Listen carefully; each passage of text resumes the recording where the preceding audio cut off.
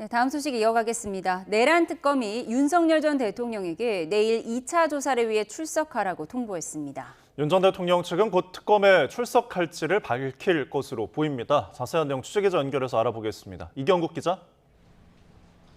네, 내란 특검이 있는 서울 고등검찰청에 나와 있습니다. 네, 특검이 윤 전 대통령에게 오늘 출석하라고 통보했었는데 조사 일정이 하루 늦춰진 거죠? 맞습니다. 애초 특검은 윤 전 대통령에게 2차 조사를 위해 오늘 출석할 것을 통보했었습니다. 이에 윤 전 대통령 측은 방어권을 보장해달라면서 다음 달 3일 이후로 조사 일자를 바꿔달라고 요청했습니다. 특검은 주장을 일부 받아들여서 내일 오전 9시에 출석하라고 재통보한 상황입니다.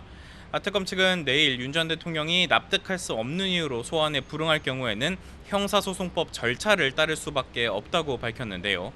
윤 전 대통령에 대한 체포영장 청구 등 강제 수사 가능성을 열어둔 것으로 풀이됩니다. 내일 2차 조사가 이루어진다면 체포영장 집행 방해 그리고 비화폰 정보 삭제 혐의 등에 대한 조사가 집중적으로 이루어질 것으로 보입니다. 윤 전 대통령의 출석 여부는 정해졌습니까?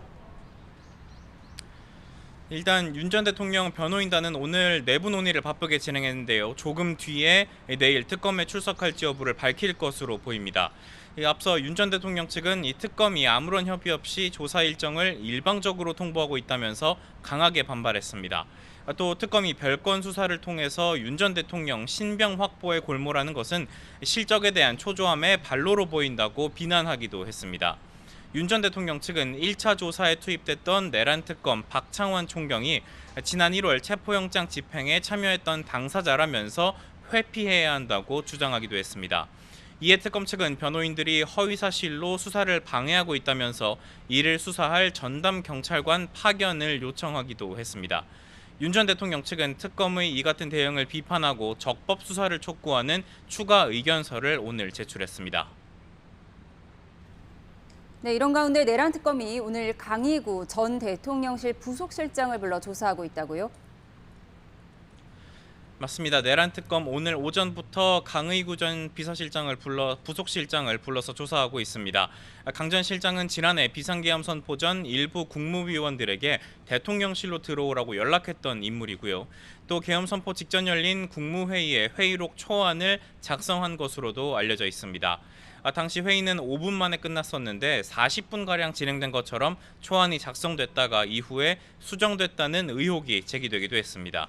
윤 전 대통령 2차 조사를 앞두고 특검이 국무회의 관련 진술 확보에 나선 것으로 풀이됩니다.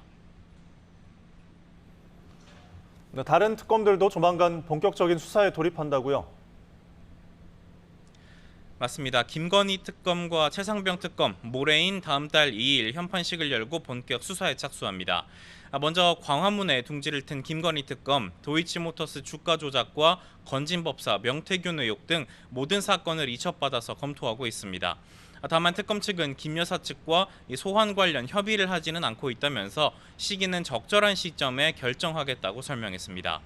최상병 특검은 임성근 전 해병대 1사단장에게 수사 개시 당일인 모레 오후 2시까지 출석하라고 통보했습니다.